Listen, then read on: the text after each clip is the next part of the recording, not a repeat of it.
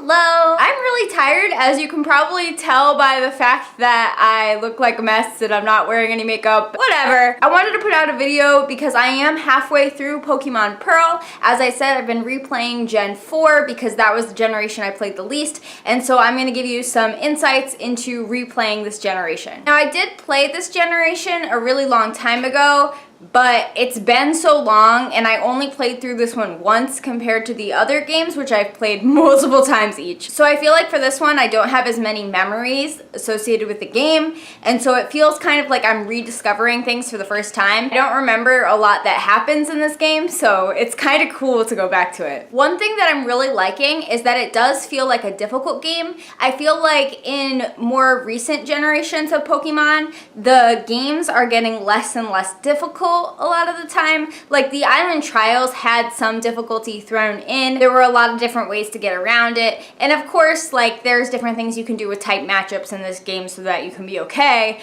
but there's definitely more of a challenge. Like Maylene specifically was a very challenging gym leader. I really liked the way that they put together her team, and I really hope that going into Gen 8, they have challenges that are more similar to this game compared to the most recent installments. The only problem with the difficulty in Gen 4 is that it does cause a slower pace. It is definitely taking me a long time to finish this game, and I know that when I first started playing it a little after it came out, I was extremely busy and it was hard to find time. There are a lot of trainer battles and sometimes it feels like they're just for the sake of experience. A lot of times when you go through a route, you'll actually either have to use items or double back to heal, and while I used to dislike that, I feel like it does kind of add to the challenge. It makes it almost like a survival game, which is kind of weird, but I like that. And so I think that including routes that have branching paths and routes that take a long time to complete because, you know, there are challenges along the way, I think that that's a really positive aspect of Gen 4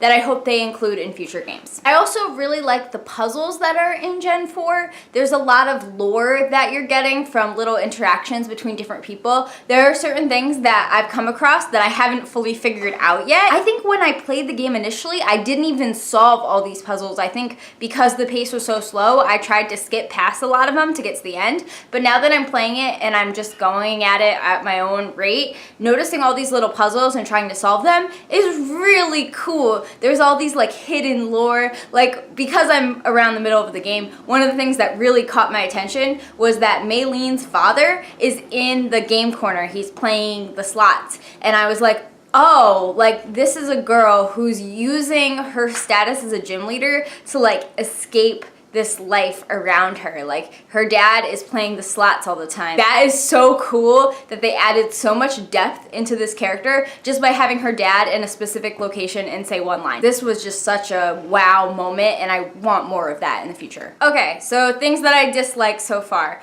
I do not like the rival. I think he's extremely annoying. Every time I see my rival in the game, I just kind of groan. It's not this feeling like, oh no, it's this feeling like, oh, not him again. Another thing that I don't like is how often you have to use HMs.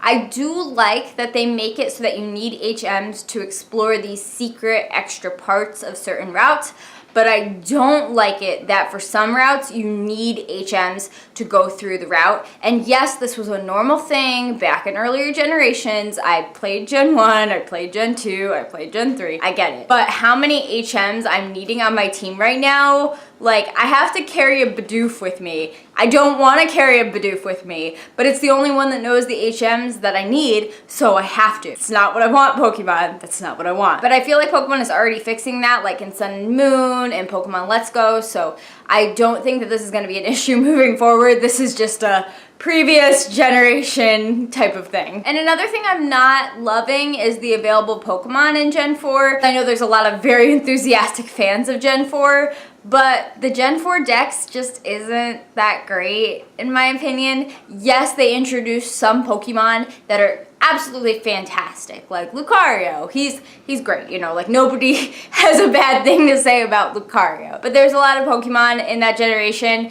that evolved from Pokemon that already exist. That's cool to use Pokemon that you've used before that kind of have a twist now, or Pokemon that you didn't use in previous generations that are now more powerful because they evolved. But that's also meaning that a lot of the Pokemon in Gen 4 are repeats from previous generations. I typically, when I play through a game for the first time, want to have a lot lot of new Pokemon on my team, and I found that to be really challenging when playing this game. Speaking of my team, I started out with a Turtwig. I know a lot of people think Turtwig is really cute. I still don't think Turtwig is that cute, but he's definitely a good Pokemon. He is a valued member of my team. I like him. I especially like him because I named him Turtles. And giving him a Quick Claw was definitely a good idea because, you know, turtles aren't exactly the fastest. At this point, he's evolved into Grotle, and he's soon going to evolve into his final stage. The second Pokemon I added was Starly, which is now evolved into Staravia. I've got Kitty, my Luxray, which I love. I give that one a Shell Belm so it can survive longer because I don't like it when it faints because it's basically kind of like a lion, and I love cats. I love every kind of cat. I just want to hug all of them, but I can't. Then I added Mischievous, who's going to evolve into Miss Magius, but hasn't evolved yet. Is it Miss Magius? Miss Magius? Maybe Magius, because it's a mage. I named her Miss Maggie after the Melanie Martinez song of the same name. I really want her to evolve, and I haven't gotten the stone to evolve her yet. It's taking a long time to get that stone, and I wish that they put it in just a little bit earlier because the rest of my team, for the most part, is evolved. Funny story though, when I went to get footprint ribbons for all of my Pokemon, she couldn't have a footprint ribbon because apparently, you know, she's a ghost and doesn't have a footprint. And the thing the footprint guy said when I showed him her was really hilarious. If you'd like a video showing that interaction, make sure you leave it in the comments and I will gladly show you because it was really funny. Second to last, we have Boy, the Floatzel. He's okay. Finding a fire type in this generation has been really challenging. Fire is generally a pretty good type, so I knew I kind of wanted a fire type on my team,